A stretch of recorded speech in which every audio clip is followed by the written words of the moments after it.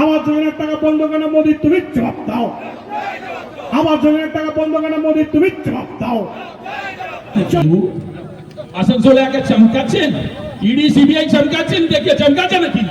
আমরা কি ED CBI কে ভয় খাই নাকি?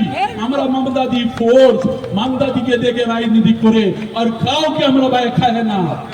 এই বিজেপি কে হুঁশিয়ার থাকতে বলছেন, সংগঠনে নেই, নিজে কিছু সংগঠন নেই, আর বলছেন আমি 24-এ ক্ষমতাতে আসছি।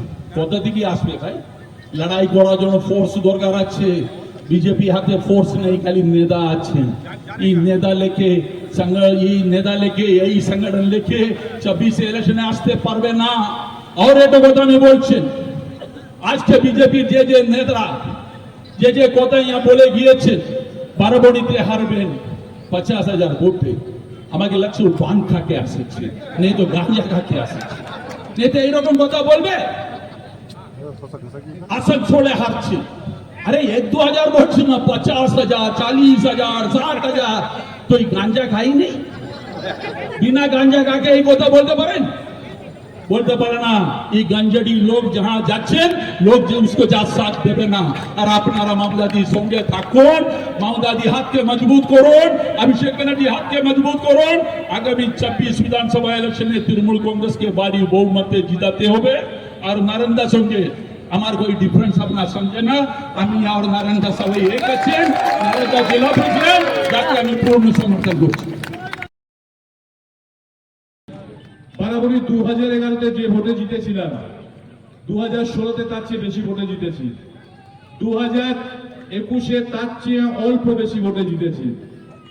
তো তার চেয়ে নিশ্চিতভাবে আরো বেশি ভোটে বারাবরী বিধানসভা জিতবে, একদম জেনে রাখো। তাই ধন্যবাদ। জয় হিন্দ, বন্দে মাতরম। তৃণমূল কংগ্রেস জিন্দাবাদ, মমতা বন্দ্যোপাধ্যায় জিন্দাবাদ, অভিষেক বন্দ্যোপাধ্যায় জিন্দাবাद। कांग्रेस के ही लोग तृणमूल कांग्रेस का विरोध कर रहे हैं। ये साबित हो गया कि यह तृणमूल कांग्रेस में किसी प्रकार का कोई वैमनस्य नहीं है, कोई द्वंद्व नहीं है, सब एक होकर के लड़ाई करेंगे। क्या भाई लड़ाई हुई ना? लड़ाई हुई ना? देवरी के शुभेंदु के जवाब दिया ही ना? कोई के गई बहन कि जमुरिया में हरा दे, कहलन की बाराबंदी में हरा दे, रानीगंज में हरा दे, आसनसोल में हरा दे। अरे हरावे के ताकत तारा पास नहीं के, जब तक ममता बनर्जी के आशीर्वाद नहीं के माता, जब तक ममता बनर्जी के आशीर्वाद बा केहू के हरावे के ताकत नहीं के। काहे कि हमने के काम करे नहीं जा, बात ना करे नहीं जा, हमने के काम करे नहीं जा, ऐसे बात ना करे नहीं जा। आके लंबा लंबा भाषण दे कि इनका पहले 1,000 करोड़, इनका पहले 500 करोड़। तो वो तो 20 साल रहनी है एमएलए एमपी, कितना करोड़ के मालिक बने, कम से कम हिसाब तो देवे के चाहिए, कम से कम इतने हिसाब देवे के चाहत रहो। दुनिया समझती है, लोग बहुत लोग उसमें से मुलाकात भइल बीजेपी के नेता लोगों से, हम कहीं का हो भाषण यह भइल हो, कहता है का कहो नेताजी जाते कि गांजा खा के आई रहल, यही से उल्टा पुल्टा बोलत रहल। तो हम सबके धन्यवाद दे। ज्यादा वक्तव्य नहीं बड़ा, हमारे दोनों मंत्री राम लक्ष्मण मिठल बोलो, इनकर भाषण मिलकर सुनब जा। लेकिन एवरी के जितना से हमने के 21 में जीता रहने जाओ, उससे ज्यादा वोट से जीता था। और 9 में 9 तो केहू के बाप के ताकत नहीं के वोट दी हमने के 9 में 9 से जीता था। इतनी कह के अपन वक्तव्य हमें इस सभा বক্তা বলছিলেন যে 48 ঘন্টার মধ্যে পশ্চিম বর্ধমান জেলা তৃণমূল কংগ্রেস এরকম একটা বড় মিছিল এবং তার সঙ্গে এত সুন্দর একটা সভা সংগঠিত করতে পেরেছে। ইয়েস, আমরা পারি, আমরা 2026-এ পারবো। 2026-এ আমাদের লক্ষ্য একটাই, মঞ্চে যারা আছি, মঞ্চের নিচে যারা আছি, সবাই আজ থেকে শপথ নিয়ে যান যে 2026-এর একটাই লড়াই, নয় জয়। শুভেন্দু বাবুরা একটু অসুবিধায় আছেন, কারণ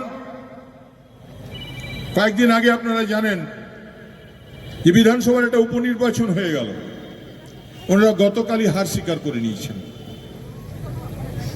কারণ এরা বুঝতে পেরেছেন যে মানুষ এদের মুখ আর মুখোশের পার্থক্যটা ধরে ফেলেছে। এরা মহেশতলায় যে একজন আম বিক্রেতা একটা জায়গায় বসতো, সেখানে যে তুলসী গাছ পুঁতে দিয়ে এলেন। আমি কি হিন্দু ব্রাহ্মণ নই? না তাপসদার মতো কেউ এত পুজো আর্চা করে? না মলয়দা ঠাকুর দেবতা না প্রণাম করে বেরোয়? প্রদীপবাবু কি ঠাকুর দেবতা না করে বেরোন? না ওইখানে মনু দাঁড়িয়ে আছে, মনু নামাজ পড়ে না? না এখানে সর্দারজি আছেন, উনি গুরুদুয়ারায় যান না?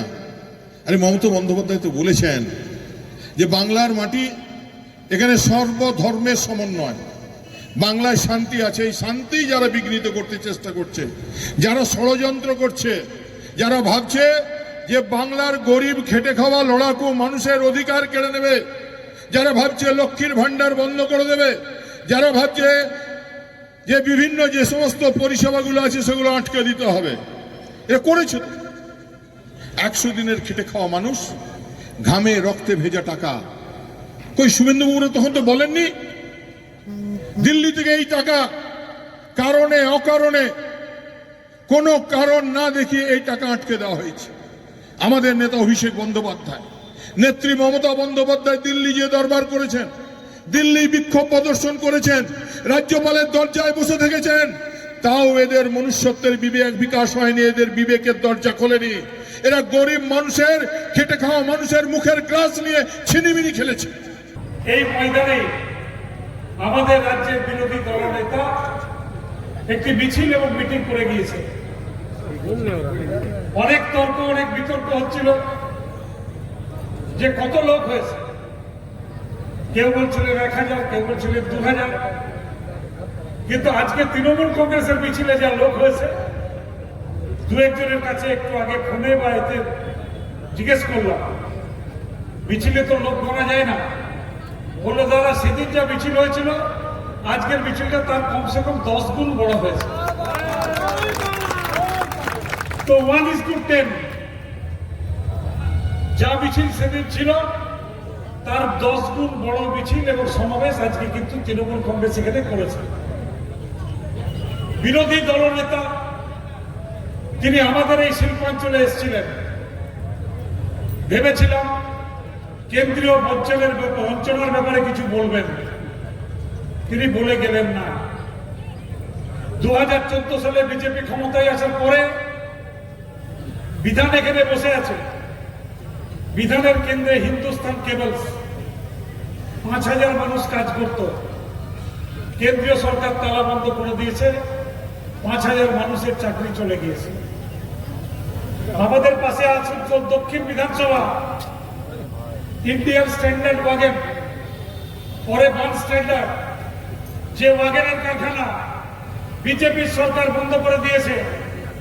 প্রায় 4000 মানুষ সেখানে কাজ করতেন, কিন্তু সেটা খোলার ব্যাপারে কোনো কথা তিনি বলে গেলেন না। আমাদের এই শহর, আমাদের এই জেলা, যার উপরে সব থেকে বেশি নির্ভরশীল সেটা হচ্ছে কয়লা খাদান।